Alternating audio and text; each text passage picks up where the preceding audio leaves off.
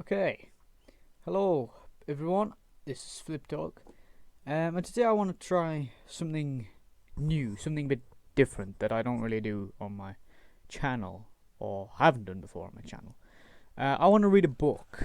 Um, I want to read a book to you guys, just for the crack, to see where I could take my channel, basically. Um, what I was thinking of doing was reading a chapter, one entire chapter in the video, and then uploading it, and then doing that for each chapter. Um, Today we'll hopefully read the first chapter, if time allows, and if it's not too long. It's a book I've never read, but it seems interesting. So, yeah. Um, this might get a copyright strike. I know you have to pay for like audiobooks or something, and this is kind of an audiobook, but it's also a video. I'm going to be trying to put some acting into it, I suppose. Just to make it a bit cooler. If it does get taken down, then that's a shame. But to those of you who see it before that, I hope you enjoy. Anyway, the book we're reading is called 1984, and it's basically about how the government manipulates people or something. I don't know. I've never read it, but that's kind of the vibe I got from it, from where I found it about it. But anyway, it's by George Orwell, and it was first published in Martin Secker and Warburg Limited, or Ltd, in 1949. So it's quite an old book, 1 year after World War II, in fact. Anyway, let's go. Part 1, Chapter 1. It was a bright, cold day in April, and the clocks were striking 13. Winston Smith, his chin nuzzled into his breast in an effort to escape the vile wind, slipped quickly through the glass doors of Victory Mansions, though not quickly enough to prevent a swirl of gritty dust from entering along with him. The hallway smelt of boiled cabbage and old rag mats. At one end of it a coloured poster, too large for indoor display, had been tacked to the wall. It depicted simply an enormous face, more than a metre wide, the face of a man of about 45, with a heavy black moustache and ruggedly handsome features. Winston made for the stairs. It was no use trying the lift. Even at the best of times it was seldom working, and at present the electric current was cut off during daylight hours. It was part of the economy drive in preparation for Hate Week. The flat was 7 flights up, and Winston, who was 39 and had a varicose ulcer above his right ankle, went slowly, resting several times on the way. On each landing, opposite the lift shaft, the poster with the enormous face gazed from the wall. It was one of those pictures which are so contrived that the eyes follow you about when you move. "Big Brother is watching you," the caption beneath it ran. Inside the flat, a fruity voice was reading out a list of figures which had something to do with the production of pig iron. The voice came from an oblong metal plaque, like a dulled mirror, which formed part of the surface of the right-hand wall. Winston turned a switch, and the voice sank somewhat, though the words were still distinguishable. The instrument, the telescreen it was called, could be dimmed, but there was no way of shutting it off completely. He moved over to the window, a smallish, frail figure, the meagreness of his body merely emphasized by the blue overalls which were the uniform of the party. His hair was very fair, his face naturally sanguine, his skin roughened by coarse soap and blunt razor blades, and the cold of the winter that had just ended. Outside, even through the shut window pane, the world looked cold. Down in the street little eddies of wind were whirling dust and torn paper into spirals, and though the sun was shining and the sky a harsh blue, there seemed to be no colour in anything, except the posters that were plastered everywhere. The black mustachioed face gazed down from every commanding corner. There was one on the house front immediately opposite. "Big Brother is watching you," the caption said, while the dark eyes looked deep into Winston's own. Down at street level, another poster, torn at one corner, flapped fitfully in the wind, alternately covering and uncovering the single word, "Insoc." In the far distance, a helicopter skimmed down between the roofs, hovered for an instant like a bluebottle, and darted away again with a curving flight. It was the police patrol, snooping into people's windows. The patrols did not matter, however. Only the thought police mattered. Behind Winston's back, the voice from the telescreen was still babbling away about pig iron and the overfulfillment of the 9th 3-year plan. The telescreen received and transmitted simultaneously. Any sound that Winston made, above the level of a very low whisper, would be picked up by it. Moreover, so long as he remained within the field of vision which the metal plaque commanded, he could be seen as well as heard. There was, of course, no way of knowing whether you were being watched at any given moment. How often or on what system the thought police plugged in on any individual wire was guesswork. It was even conceivable that they watched everybody all the time. But at any rate, they could plug in your wire whenever they wanted to. You had to did live, from habit that became instinct, in the assumption that every sound you made was overheard, and, except in darkness, every movement scrutinized. Winston kept his back turned to the telescreen. It was safer, though, as he knew well. Even a back can be revealing. A kilometre away, the Ministry of Truth, his place of work, towered vast and white above the grimy landscape. This, he thought, was a sort of vague distaste. This was London, chief city of Airstrip 1, itself the third most populous of the provinces of Oceania. He tried to squeeze out some childhood memory that should tell him whether London had always been like this. Whether always these vistas of rotting 19th century houses, their sides shored up with balks of timber, their windows patched with cardboard and their roofs with corrugated iron, their crazy garden walls sagging in all directions, and the bombed sites where the plaster dust swirled in the air and the willow herb straggled over the heaps of rubble, and the places where the bombs had cleared a large patch and there had sprung up sordid colonies of wooden dwellings like chicken houses. But it was no use. He could not remember. Nothing remained of his childhood except a series of bright-lit tableaux occurring against no background and mostly unintelligible. The Ministry of Truth, Minitru in Newspeak, was startlingly different from any other object in sight. It was an enormous pyramid structure of glittering white concrete soaring up terrace after terrace, 300 metres into the air. From where Winston stood, it was just possible to read, picked out on its white face in elegant lettering, the 3 slogans of the party. War is peace. Freedom is slavery. Ignorance is strength. The Ministry of Truth contained, it was said, 3,000 rooms above ground level and corresponding ramifications below. Scattered about London, there were just 3 other buildings of similar appearance and size.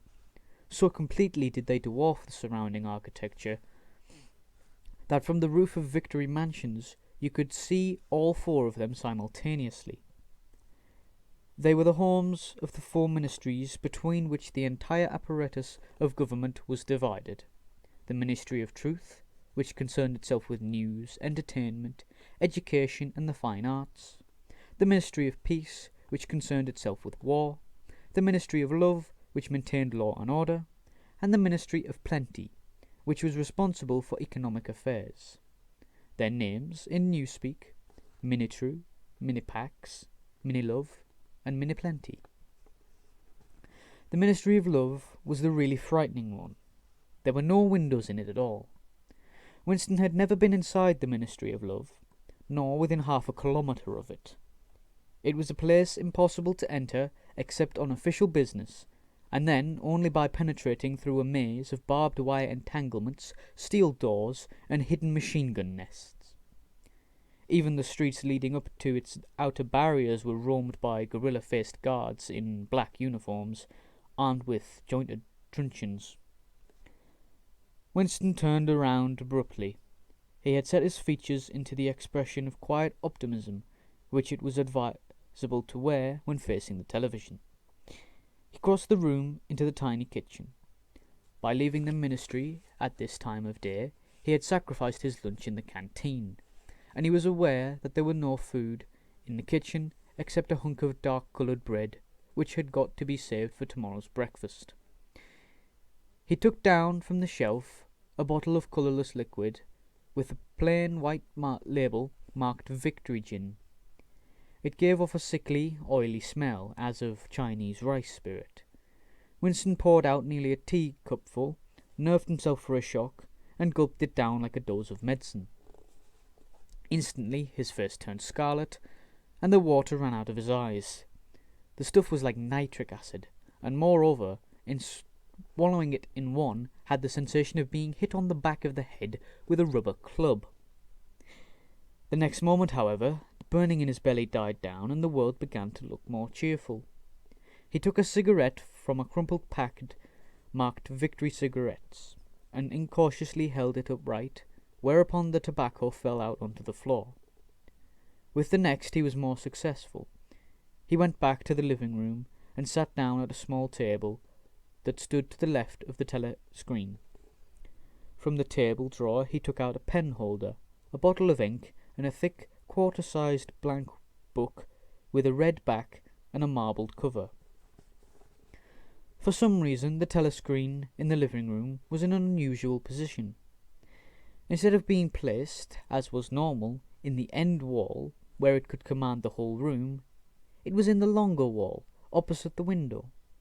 To one side of it there was a shallow alcove in which Winston was now sitting, and which, when the flats were built, had probably been intended to hold bookshelves. By sitting in the alcove and keeping well back, Winston was able to remain outside the range of the telescreen, so far as sight went. He could be heard, of course, but so long as he stayed in his present position, he could not be seen. It was partly the unusual geography of the room that had suggested to him the thing that he was now about to do. But it had also been suggested by the book that he had just taken out of the drawer. It was a peculiarly beautiful book. Its smooth, creamy paper, a little yellowed by age, was of a kind that had not been manufactured for at least 40 years past. He could guess, however, that the book was much older than that. He had seen it lying in the window of a frowsy little junk shop in a slummy quarter of the town. Just what quarter he did not now remember, and had been stricken immediately by an overwhelming desire to possess it. Party members were supposed not to go into ordinary shops, dealing on the free market, it was called, but the rule was not strictly kept, because there were various things such as shoelaces and razor blades, which it was impossible to get hold of in any other way. He had given a quick glance up and down the street, and then had slipped inside and bought the book for $2.50. At the time he was not conscious of wanting it for any particular purpose. He had carried it guiltily home in his briefcase. Even with nothing written in it, it was a compromising possession. The thing that he was about to do was to open a diary. This was not illegal. Nothing was illegal, since there were no longer any laws. But if detected, it was reasonably certain that it would be punished by death, or at least by 25 years in a forced labour camp. Winston fitted a nib into the pen holder and sucked it to get the grease off. The pen was an archaic instrument, seldom used even for signatures, and he had procured one furtively and with some difficulty, simply because of a feeling that the beautiful creamy paper deserved to be written on with a real nib instead of being scratched with an ink pen. Actually, he was not used to writing by hand. Apart from very short notes, it was usual to dictate everything to the speakwrite, which was, of course, impossible for his present purpose. He dipped the pen into the ink, and then faltered for just a second. A tremor had gone through his bowels. To mark the paper was the decisive act. In small, clumsy letters he wrote, April 4th, 1984. He sat back. A sense of complete helplessness had descended upon him. To begin with, he did not know with any certainty that this was 1984. It must be around that date, since he was fairly sure that his age was 39, and he believed that he had been born in 1944 or 1945. But it was never possible nowadays to pin down any date within a year or two. For whom, it suddenly occurred to him to wonder, was he writing this diary? For the future? For the unborn? His mind hovered for a moment round the doubtful date on the page, and then fetched up with a bump against the newspeak word doublethink. For the first time, the magnitude of what he had undertaken came home to him. How could you communicate with the future? It was of its nature impossible. Either the future would resemble the present, in which case it would not listen to him, or it would be different from it, and his predicament would be meaningless. For some time he sat gazing stupidly at the paper. The telescreen had changed over to strident military music. It was curious that he seemed not merely to have lost the power of expressing himself, but even to have forgotten what it was that he was originally intending to say. For weeks past he had been making ready for this moment, and it had never crossed his mind that anything would be needed except courage. The actual writing would be easy. All he had to do was to transfer to the paper in the interminable restless monologue that had been running inside his head, literally for years. At this moment, however, even the monologue had dried up. Moreover, his varicose ulcer had begun itching unbearably. He dared not scratch it, because if he did so, it always became inflamed. The seconds were ticking by. He was conscious of nothing except the blankness of the page in front of him, the itching of the skin above his ankle, the blaring of the music, and a slight booziness caused by the gin. Suddenly he began writing in sheer panic, only imperfectly aware of what he was setting down. His small but childish handwriting straggled up and down the page, shedding first its capital letters and finally even its full stops. April 4th, 1984. Last night to the flicks. All war films. One very good one of a ship full of refugees being bombed somewhere in the Mediterranean. Audience much amused by shots of a great huge fat man trying to swim away with a helicopter after him. First you saw him wallowing along in the water like a porpoise, then you saw him through the helicopter's gun sights, then he was full of holes and the sea around him turned pink, and he sank as suddenly as though the holes had let in water. Audience shouting with laughter when he sank. Then you saw a lifeboat full of children with a helicopter hovering over it. There was a middle-aged woman, might have been a Jewess, sitting up in the bow with a little boy about 3 years old in her arms. Little boy screaming with fright and hiding his head between her breasts as if he were trying to burrow right into her, and the woman putting her arms round him and comforting him, although she was blue with fright herself, all the time covering him as much as possible, as if she thought her arms could keep the bullets off him. Then the helicopter planted a 20-kilo bomb in among them with terrific flash, and the boat went all to matchwood. Then there was a wonderful shot of a child's arm going up, up, up, right up in the air. A helicopter with a camera in its nose must have followed it up, and there was a lot of applause from the party seats. But a woman down in the prowl part of the house suddenly started kicking up a fuss and shouting they didn't ought to have showed it. Not in front of kids. They didn't, it ain't right. Sorry, there's no full stop, so it's hard to read. They didn't, it ain't. I'll start again. It's hard to start again when there's no full stops to show you where to go from. But a woman down in the prole part of the house suddenly started kicking up a fuss and shouting they didn't ought to have showed it in front of the kids. They didn't. It ain't right. Not in front of the kids. It ain't until the police turned her out. I don't suppose anything happened to her. Nobody cares what the proles say. Typical prole reaction, never. Winston stopped writing, partly because he was suffering from cramp. He did not know what had made him pour out this stream of rubbish.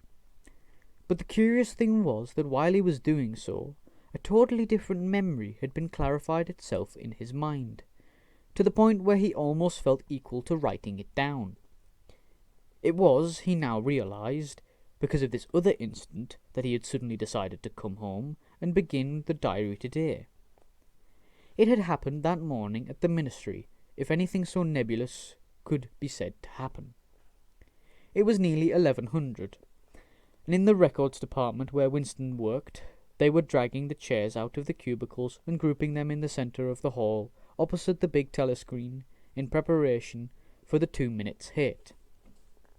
Winston was just taking his place in one of the middle rows when two people whom he knew by sight but had never spoken to came unexpectedly into the room. One of them was a girl whom he often passed in the corridors. He did not know her name, but he knew that she worked in the fiction department. Presumably, since he had sometimes seen her with oily hands and carrying a spanner, she had some mechanical job on one of the novel-writing machines. She was a bold-looking girl of about 27, with thick dark hair, a freckled face, and swift athletic movements. A narrow scarlet sash, emblem of the Junior Anti-Sex League, was wound several times round the waist of her overalls, just tightly enough to bring out the shapeliness of her hips. Winston had disliked her from the very first moment of seeing her. He knew the reason. It was because of the atmosphere of hockey fields and cold baths and community hikes and general clean-mindedness which she managed to carry about with her. He disliked nearly all women, and especially the young and pretty ones. It was always the women, and above all the young ones, who were the most bigoted adherents of the party, the swallowers of slogans, the amateur spies, and nosers out of unorthodoxy. But this particular girl gave him the impression of being more dangerous than most. Once, when they passed in the corridor, she had given him a quick sidelong glance, which seemed to pierce right into him, and for a moment had filled him with black terror. The idea had even crossed his mind that she might be an agent of the thought police. That, it was true, was very unlikely. Still, he continued to feel a peculiar uneasiness, which had fear mixed up in it as well as hostility, whenever she was anywhere near him.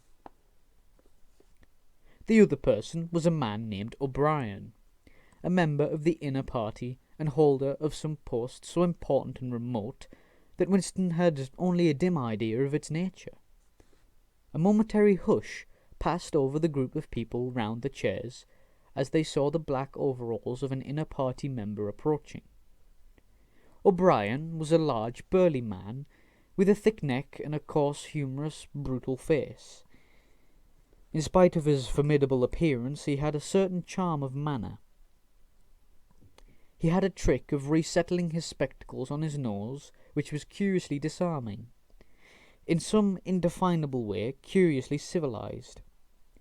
It was a gesture which, if anyone had still thought in such terms, might have recalled an 18th-century nobleman offering his snuff-box. Winston had seen O'Brien perhaps a dozen times in almost as many years.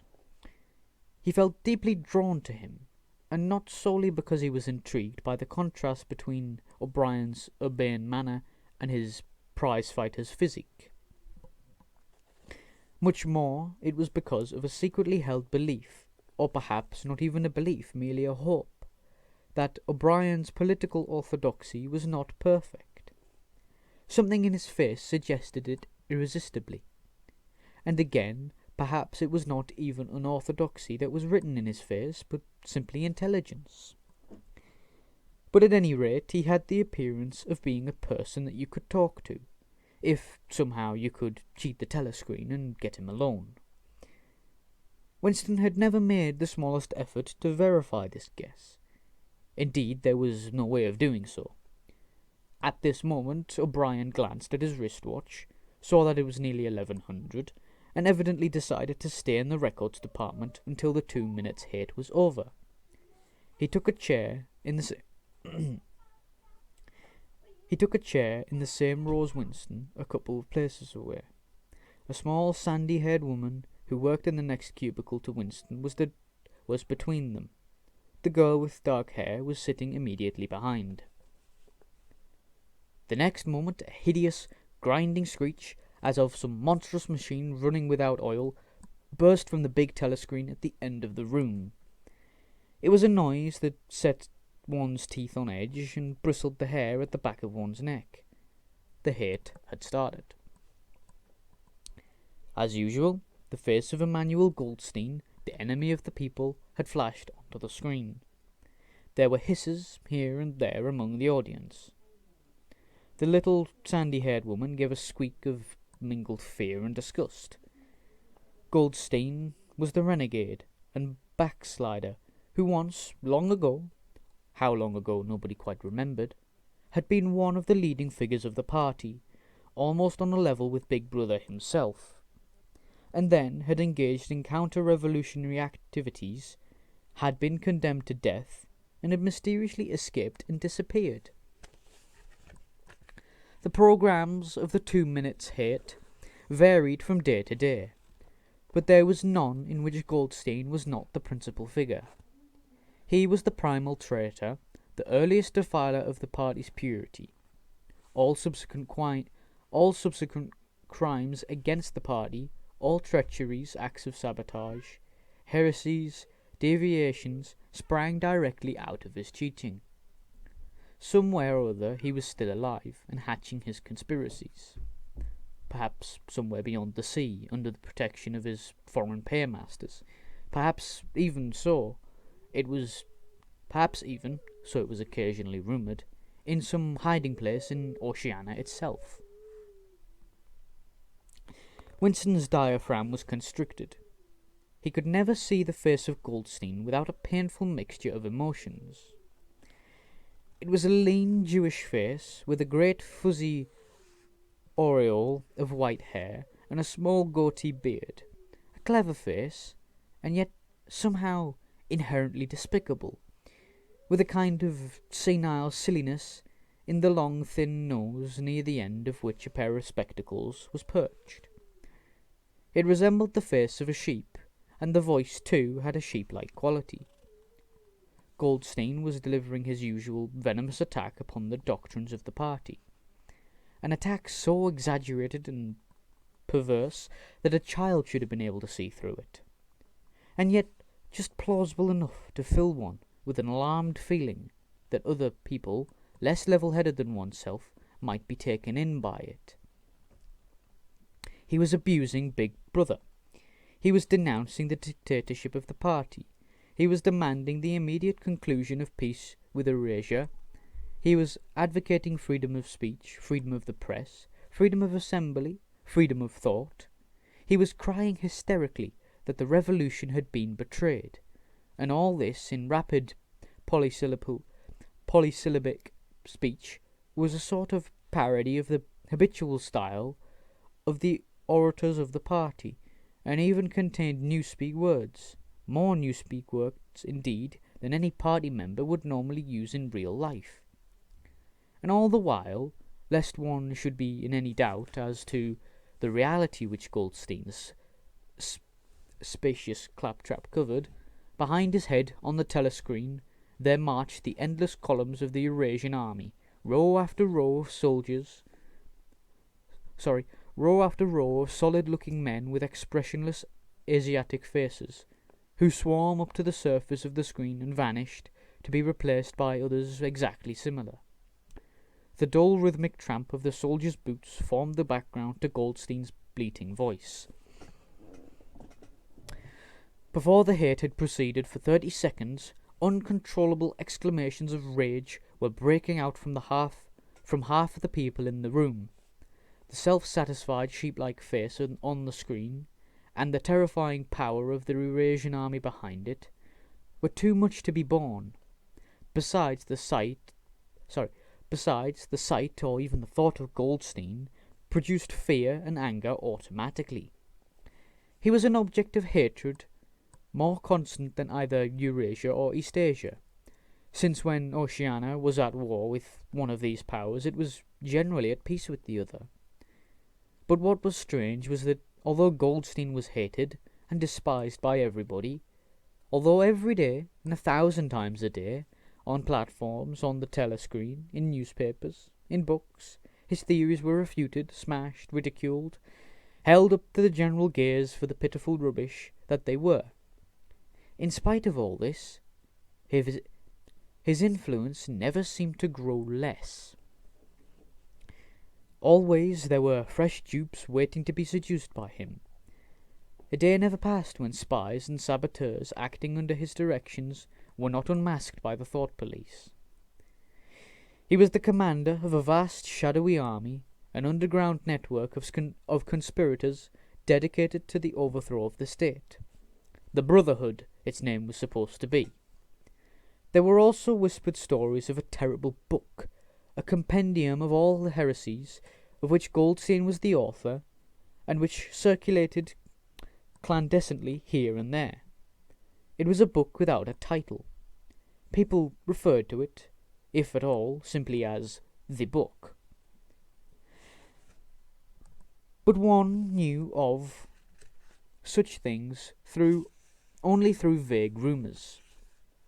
Neither the Brotherhood nor the book was a subject that any ordinary party member would mention if there was a way of avoiding it.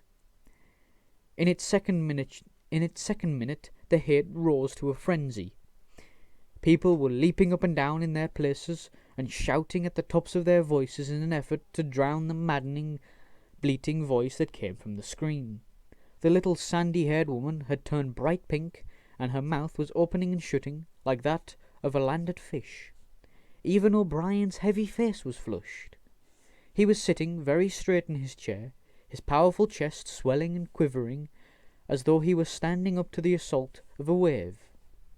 The dark-haired girl behind Winston had begun crying out, "Swine! Swine! Swine!"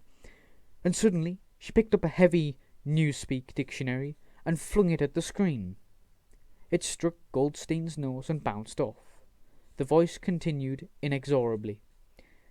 In a lucid moment, Winston found that he was shouting with the others and kicking his heel violently against the rung of his chair. The horrible thing about the 2 minutes' hate was not that one was obliged to act a part, but that it was impossible to avoid joining in.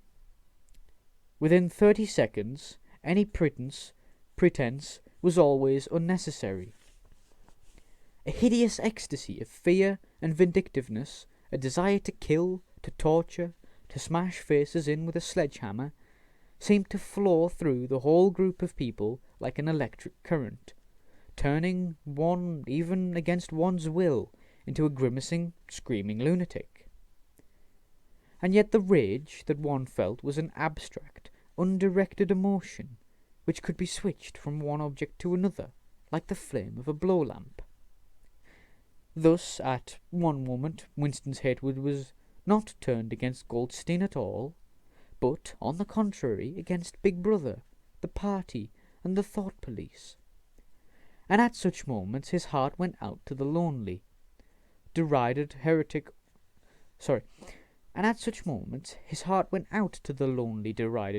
on the screen, sole guardian of truth and sanity in a world of lies. And yet the very next instant he was at one with the people around him, and all that was said of Goldstein seemed to be true. At those moments his secret loathing of Big Brother changed into adoration, and Big Brother seemed to tower up, an invincible, fearless protector, standing like a rock against the hordes of Asia, and Goldstein, in spite of his isolation, his helplessness, and the doubt that hung about his very existence, seemed like some sinister enchanter, capable by the mere power of his voice of wrecking the structure of civilization. It was even possible at moments to switch one's hatred this way or that by a voluntary act. Suddenly, by the sort of violent effort with which one wrenches one's head away from the pillow in a nightmare, Winston succeeded in transferring his hatred from the face on the screen to the dark-haired girl behind him. Vivid, beautiful hallucinations flashed through his mind. He would flog her to death with a rubber truncheon. He would tie her naked to a stake and shoot her full of arrows like Saint Sebastian. He would ravish her and cut her throat at the moment of climax. Better than before, moreover, he realized why it was that he hated her. He hated her because she was young and pretty and sexless, because he wanted to go to bed with her and would never do so, because round her sweet supple waist, which seemed to ask you to encircle it with your arm, there was only the odious scarlet sash, aggressive symbol of chastity. The hate rose to its climax. The voice of Goldstein had become an actual sheep's bleat, and for an instant the face changed into that of a sheep. Then the sheep face melted into the figure of a Eurasian soldier, who seemed to be advancing, huge and terrible, his submachine gun roaring, and seemed to spring out of the surface of the screen, so that some of the people in the front row actually flinched backwards in their seats. But in the same moment, drawing a deep sigh of relief from everybody, the hostile figure melted into the face of Big Brother, a black-haired, black-mustachioed, full of power and mysterious calm, and so vast that it filled up the screen. Nobody heard what Big Brother was saying. It was merely a few words of encouragement, the sort of words that are uttered in the din of a battle, not distinguishable individually, but restoring confidence by the fact of being spoken. And the face of Big Brother faded away, and instead the three slogans of the party stood out in bold capitals. War is peace, freedom is slavery, ignorance is strength. But the face of Big Brother seemed to persist for several seconds on the screen, as though the impact that had made on everyone's eyeballs was too vivid to wear off immediately. The little sandy-haired woman had flung herself forward over the back of the chair in front of her with a tremulous murmur that sounded like "My Saviour." She extended her arms towards the screen. Then she buried her face in her hands. It was apparent that she was uttering a prayer. At this moment the entire group of people broke into a deep, slow, rhythmical chant of B, B, B, B, B, B, over and over again, very slowly, with a long pause between the first B and the second. A heavy, murmurous sound, somehow curiously savage, in the background of which one seemed to hear the stamp of naked feet and the throbbing of tom-toms. For perhaps as much as 30 seconds they kept it up. It was a refrain that was only heard in moments of overwhelming emotion. Partly it was a sort of hymn to the wisdom and majesty of Big Brother, but still more it was an act of self-hypnosis, a deliberate drowning of consciousness by means of rhythmic noise. Winston's entrails seemed to grow cold. In the 2 minutes' hate, he could not help sharing in the general delirium, but this subhuman chanting of B, B, B, B, always filled him with horror. Of course he chanted with the rest. It was impossible to do otherwise. to dissemble your feelings, to control your face, to do what everyone else was doing, was an instinctive reaction. But there was a space of a couple of seconds during which the expression in his eyes might conceivably have betrayed him. And it was exactly at this moment that the significant thing happened, if indeed it did happen. Momentarily he caught O'Brien's eye. O'Brien had stood up. He had taken off his spectacles and was in the act of resettling them on his nose with his characteristic gesture. But there was, for a fraction of a second, when their eyes met, and for as long as it took to happen, Winston knew, yes, he knew, that O'Brien was thinking the same thing as himself. An unmistakable message had passed. It was as though their two minds had opened and the thoughts were flowing from one into the other through their eyes. "I am with you," O'Brien seemed to be saying to him. "I know precisely what you are feeling. I know all about your contempt, your hatred, your disgust. But don't worry, I'm on your side." And then the flash of intelligence was gone, and O'Brien's face was inscrutable as everyone's else. That was all, and he was already uncertain whether it had happened. Such incidents never had any sequel. All that they did was to keep alive in him the belief or hope that others besides himself were the enemies of the party.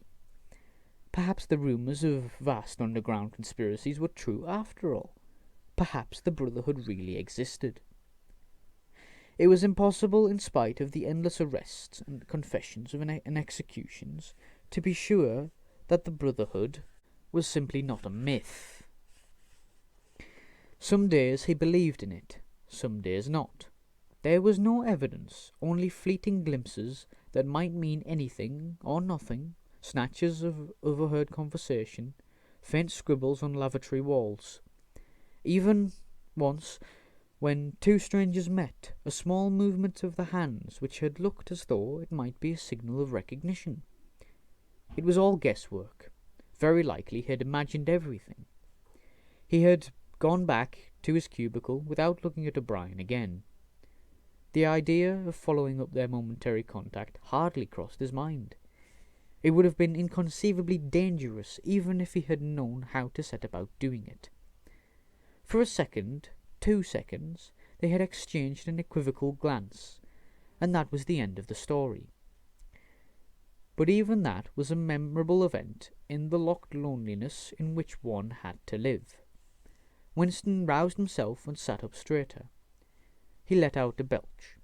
The gin was rising from his stomach. His eyes refocused on the page. He discovered that while he sat helplessly musing, he had also been writing, as though by automatic action. And it was no longer the same cramped, awkward handwriting as before. His pen had slid voluptuously over the smooth paper, printing in large neat capitals, "Down with Big Brother, down with Big Brother, down with Big Brother, down with Big Brother, down with Big Brother," over and over again, filling half a page. He could not help feeling a twinge of panic. It was absurd, since the writing of those particular words was not more dangerous than the initial act of opening the diary. But for a moment he was tempted to tear out the spoiled pages and abandon the enterprise altogether. He did not do so, however, because he knew that it was useless.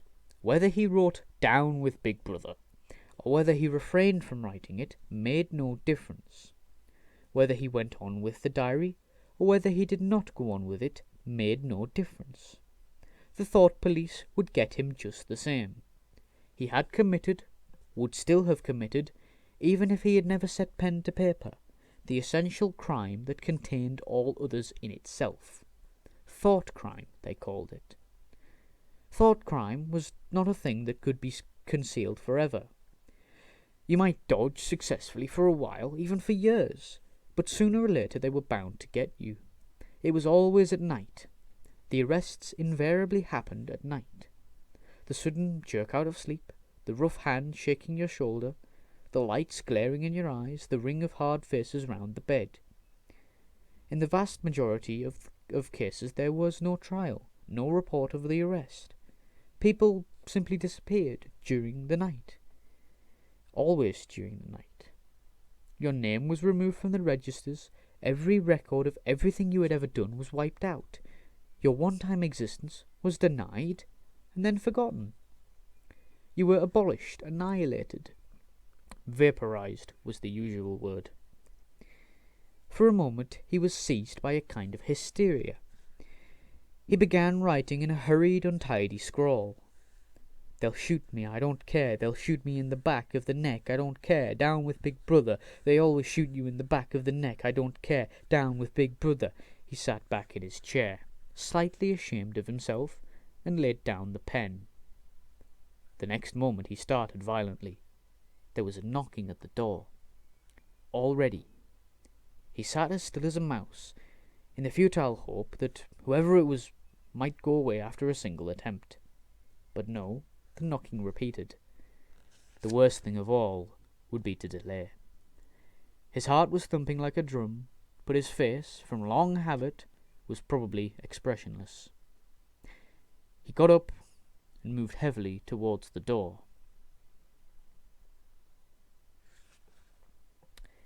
And that, my friends, I believe, is the first chapter of this book. And I have to say, it was pretty crazy, quite interesting. Now, I'll just see.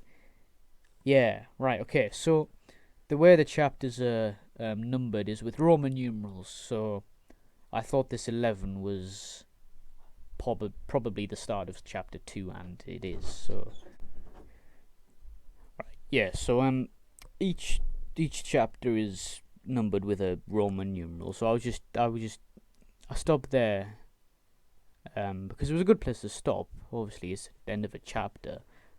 They're normally very influential or cliffhangery end of chapters and things, but I thought I want to read a chapter, and I think I probably would have ended there anyway. We have been recording for a good 50 minutes now, which is a lot longer than I thought it would be, but yeah. So that was the first chapter of 1984. Total of 22 pages. Well, 21 and a bit. The next chapter is, by the looks of it, nowhere near as long. So that next video won't be as long for the video. But yes, that was quite fun. I enjoyed reading that. Like reading it as in experiencing it and reading it for you. I hope you did as well. Yeah, if you want us to keep doing this, and if this isn't copyrighted or even just down completely, then please tell me if you want us to continue, because that was quite fun. Obviously I don't make money from YouTube, so I won't mind if this gets third-party claimed or anything. In fact, I want it to, because that might get it more publicity or something. So yeah, that was the first chapter of 1984, and we've got some really interesting things to learn about there. We've got the 2 minutes hate. We've got a government that is controlling absolutely everything about everyone's life, to the point where they can completely erase you from existence if they wanted to, which is quite scary. And this book is said to kind of predict the future. It was written in 1949, which is obviously before 1984, but yeah. So yeah, I hope you enjoyed, and if you did, you'll hopefully come back for the next chapter and the rest of the book. So yeah, goodbye.